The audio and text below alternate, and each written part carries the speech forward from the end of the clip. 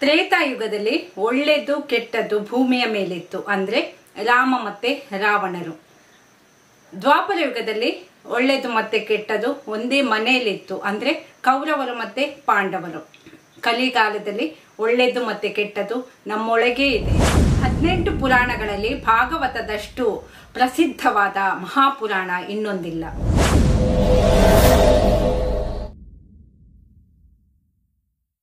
Three star Mangaluru YouTube ಚಾನೆಲ್ನ ಪರವಾಗಿ ನಮ್ಮ ಎಲ್ಲ ವೀಕ್ಷಕ ಬಾಂಧವರಿಗೆ ಆತ್ಮೀಯ ಸ್ವಾಗತ. ನಮ್ಮ ಈ ಹಿಂದಿನ ವಿಡಿಯೋದಲ್ಲಿ ಭಗವದ್ಗೀತೆ ಅಂದರೆ ಏನು, ಭಗವದ್ಗೀತೆಯ ಮಹತ್ವ ಏನು, ಭಗವದ್ಗೀತೆಯ ಶ್ರವಣ ಅಥವಾ ಪಠಣದಿಂದ ಏನು ಉಪಯೋಗ, ಖಿನ್ನತೆಯನ್ನು ತಡೆಗಟ್ಟೋದಕ್ಕೆ ಭಗವದ್ಗೀತೆ ಯಾವ ರೀತಿಯಾಗಿ ಸಹಾಯ ಮಾಡುತ್ತೆ ಅನ್ನೋದನ್ನು ಹೇಳಿದ್ದೀನಿ. ಇವತ್ತಿನ ಈ ವಿಡಿಯೋದಲ್ಲಿ ಭಾಗವತದ ಬಗ್ಗೆ, ಭಾಗವತ ಅಂದರೆ ಏನು, ಇದರ ಮಹತ್ವ ಏನು ಅನ್ನೋದರ ಬಗ್ಗೆ, ಹಾಗೆ ನಮ್ಮ ಹಿಂದೂಗಳ ಪುಣ್ಯ ಗ್ರಂಥಗಳ ಬಗ್ಗೆ ಸಾಮಾನ್ಯ ಜ್ಞಾನ ಇರಬೇಕು ಅನ್ನುವ ನಿಟ್ಟಿನಲ್ಲಿ ನಾನು ಸ್ವಲ್ಪ ಪ್ರಯತ್ನ ಪಟ್ಟಿದ್ದೀನಿ. ಈ ಭಾಗವತದ ಬಗ್ಗೆ ತಿಳ್ಕೊಳ್ಬೇಕು ಅಂದರೆ ಮೊದಲು ನಾವು ಈ ಪುರಾಣಗಳು ಅಂದರೆ ಏನು ಅಂತ ತಿಳ್ಕೊಳ್ಬೇಕು. ಯಾರಾದರೂ ಅವರ ಒಂದು ಕಥೆಯನ್ನ ಉದ್ದವಾಗಿ ಹೇಳೋದಕ್ಕೆ ಶುರು ಮಾಡಿದರೆ ನಾವೇನು ಹೇಳ್ತೇವೆ ಅಂದರೆ ಶುರುವಾಯ್ತು ಇವರ ಪುರಾಣ ಅಂತ. ಅಂದರೆ ನಮ್ಗೆ ಗೊತ್ತಿರೋದೇನು ಅಂತಂದರೆ ಪುರಾಣ ಅಂದರೆ ಹುರುಳಿಲ್ಲದ್ದು, ಸತ್ವರಹಿತವಾದದ್ದು ಅಂತ ನಾವೇನು ಗ್ರಹಿಸಿದ್ದೇವೆ ನೋಡಿ, ಅದು ತಪ್ಪು. ಭಾರತೀಯ ಪುರಾಣಗಳು ಅಂದರೆ ಭಾರತೀಯ ಸಾಹಿತ್ಯದ ವಿಶಾಲವಾದ ಪ್ರಕಾರ. ಇಲ್ಲಿ ದಂತಕಥೆಗಳು, ಸಾಂಪ್ರದಾಯಿಕ ಸಿದ್ಧಾಂತಗಳು, ದೇವರುಗಳ ಬಗ್ಗೆ, ರಾಜರು, ರಾಣಿಯರು, ವೀರರು, ಋಷಿ ಮುನಿಗಳು, ದೇವಾಲಯಗಳು, ಅಲ್ಲದೆ ಔಷಧ, ಖಗೋಳಶಾಸ್ತ್ರ, ವ್ಯಾಕರಣ, ಖನಿಜಶಾಸ್ತ್ರ, ತತ್ವಶಾಸ್ತ್ರಗಳಂತಹ ವೈವಿಧ್ಯಮಯ ವಿಷಯಗಳನ್ನು ಒಳಗೊಂಡಿದೆ. ಮಹಾಭಾರತದ ಕರ್ತೃ ವ್ಯಾಸ ಮಹರ್ಷಿಯನ್ನ ಪುರಾಣಗಳ ಸಂಕಲನಕಾರ ಅಂತ ಇತಿಹಾಸದಲ್ಲಿ ಉಲ್ಲೇಖಿಸಲಾಗಿದೆ. ರಾಮಾಯಣ ಮತ್ತು ಮಹಾಭಾರತ ಇವು ಪುರಾಣಗಳಲ್ಲ, ಇವು ಐತಿಹಾಸಿಕ ಮಹಾಕಾವ್ಯಗಳು. ಪ್ರಾಚೀನ ಸಂಪ್ರದಾಯದಲ್ಲಿ ಒಂದೇ ಪುರಾಣವಿತ್ತು, ಮುಂದಕ್ಕೆ ಶಿಷ್ಯ ಪರಂಪರೆಯಿಂದ 18 ಪುರಾಣಗಳು ಹಾಗೂ 18 ಉಪ ಪುರಾಣಗಳು ಹುಟ್ಟಿದವು. ವಿಷ್ಣು ಪುರಾಣ, ಗರುಡ ಪುರಾಣ, ನಾರದೀಯ, ಪದ್ಮ, ವರಾಹ, ಭಾಗವತ, ಮತ್ಸ್ಯ, ಕೂರ್ಮ, ಲಿಂಗ, ಶಿವ, ಸ್ಕಂದ, ಅಗ್ನಿ, ಬ್ರಹ್ಮಾಂಡ, ಬ್ರಹ್ಮ ವೈವರ್ತ, ಮಾರ್ಕಾಂಡೇಯ, ಭವಿಷ್ಯ, ವಾಮನ ಮತ್ತು ಬ್ರಹ್ಮ ಪುರಾಣ, ಇವು 18 ಪುರಾಣಗಳು.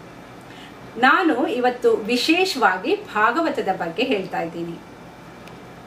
ಅಂದ್ರೆ ಇದರಷ್ಟು ಪ್ರಸಿದ್ಧವಾದ ಮಹಾಪುರಾಣ ಇನ್ನೊಂದಿಲ್ಲ. 12 ಸ್ಕಂದಗಳು, 335 ಅಧ್ಯಾಯಗಳು ಹಾಗೂ 18,000 ಶ್ಲೋಕಗಳನ್ನು ಇದು ಒಳಗೊಂಡಿದೆ. ಇದು ಸಕಲ ವೇದಗಳ ಸಾರ, ಭಗವಂತನ ಅವತಾರಗಳ ಬಗ್ಗೆ ತಿಳಿಸುವಂಥದ್ದೇ ಭಾಗವತ.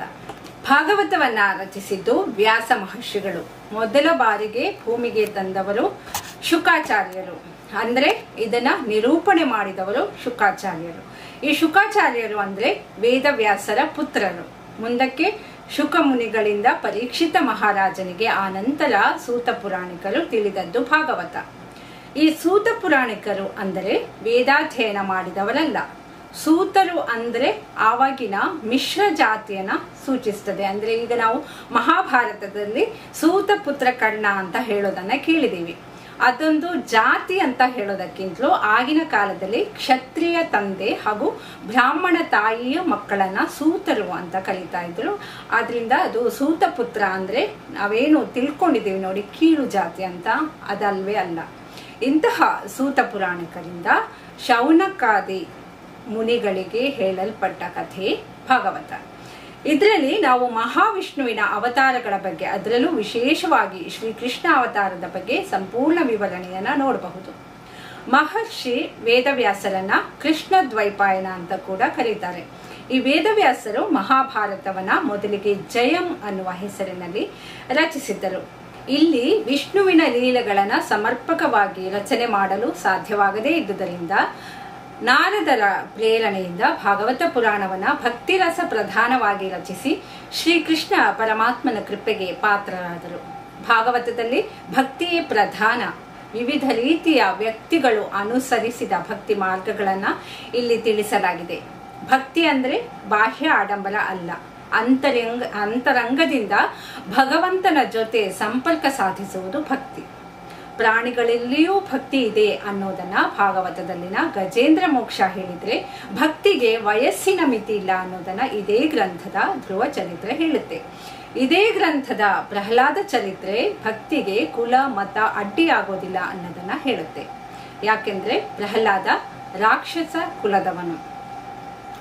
ಹಾಗಾಗಿ ನಾವು ಕೇಳಬಹುದು ಭಾಗವತದಲ್ಲಿ ಭಕ್ತಿ ಬಿಟ್ಟು ಬೇರೇನೂ ಇಲ್ವಾ ಅಂತ. ಇಲ್ಲಿ ಭಕ್ತಿ ಬಿಟ್ಟು ಬೇರೆ ವಿಷಯಗಳು ಕೂಡ ಇವೆ.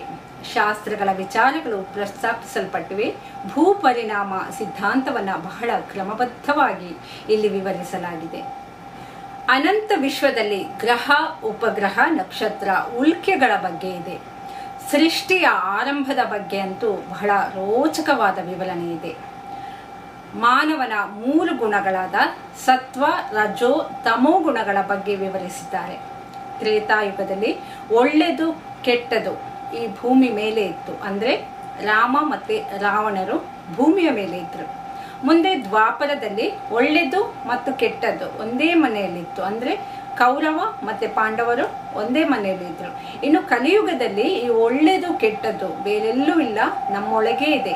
ಯಾವುದನ್ನ ನಾವು ಹೆಚ್ಚು ಪೋಷಿಸ್ತಾ ಹೋಗ್ತೇವೋ ಅದು ನಮ್ಮಲ್ಲಿ ಹೆಚ್ಚು ಹೆಚ್ಚು ಬೆಳವಣಿಗೆ ಆಗ್ತಾ ಹೋಗುತ್ತೆ. ಈ ಸತ್ವಗುಣ, ರಜೋಗುಣ, ತಮೋಗುಣ ಮಾನವರಲ್ಲಿ ಸಹಜವಾಗಿಯೇ ಇರುವಂಥದ್ದು. ಈ 3 ಗುಣಗಳ ಜೊತೆ ಪರಿಪೂರ್ಣ ಮಾನವನಾಗಿ ಬದುಕಿ ತೋರಿಸಿದವರು ಶ್ರೀಕೃಷ್ಣ ಪರಮಾತ್ಮ.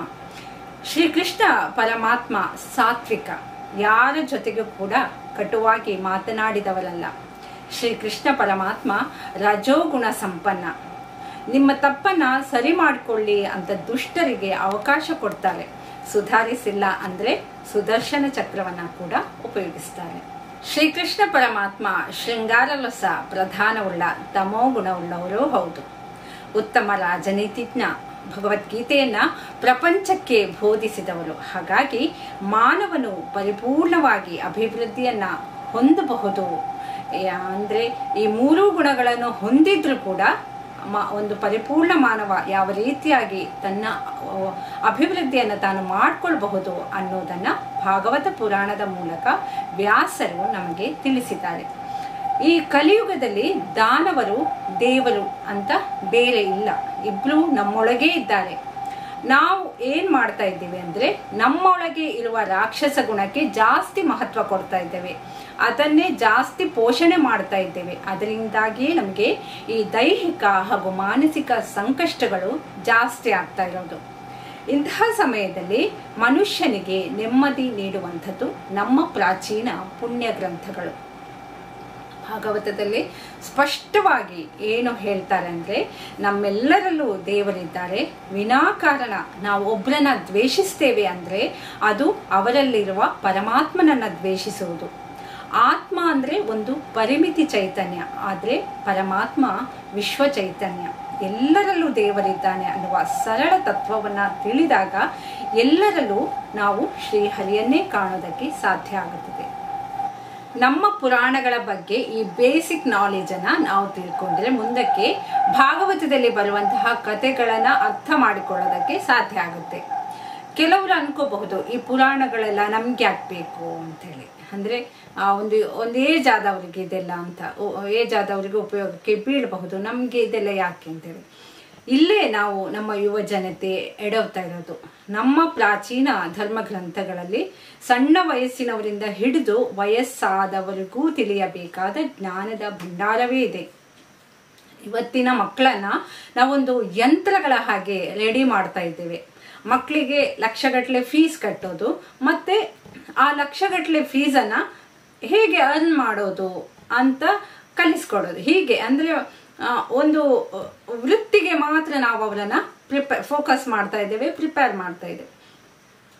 ಪ್ರಿಪೇರ್ ಮಾಡಿ ಪರವಾಗಿಲ್ಲ, ಪರಿಸ್ಥಿತಿ ಹಾಗಿದೆ ಅಂದ್ರೆ ಎಲ್ಲರೂ ಬದುಕಬೇಕು, ಹಾಗೆ ಎಲ್ಲರ ಹಾಗೆ ನಾವು ಬದುಕಬೇಕು ನಿಜ. ಆದ್ರೆ ನಮ್ಮ ಹಿಂದೂ ತತ್ವಗಳ ಜೊತೆ ಮಕ್ಕಳನ್ನ ಬೆಳೆಸಿ ನಾವು ಮಕ್ಕಳಿಗೆ ನಾವು ತಿಳಿ ಹೇಳ್ಬೇಕಾದ್ರೆ ನಮ್ಗೆ ಆ ತತ್ವಗಳ ಬಗ್ಗೆ ಸ್ವಲ್ಪವಾದ್ರೆ ಗೊತ್ತಿರಬೇಕು. ಇಲ್ಲಿ ನಾವು ಒಂದು ಗಮನಿಸ್ಬೇಕು ಏನಂದ್ರೆ, ನಮ್ಮಲ್ಲಿ ಯಾರು ಕೂಡ ನಮ್ಮ ಧರ್ಮಗ್ರಂಥ ಅಂದರೆ ಭಗವದ್ಗೀತೆಯನ್ನು ಓದಲೇಬೇಕು ಅಂತ ನಮಗೆ ಯಾರು ಕೂಡ ಪ್ರೆಷರ್ ಹಾಕೋದಿಲ್ಲ.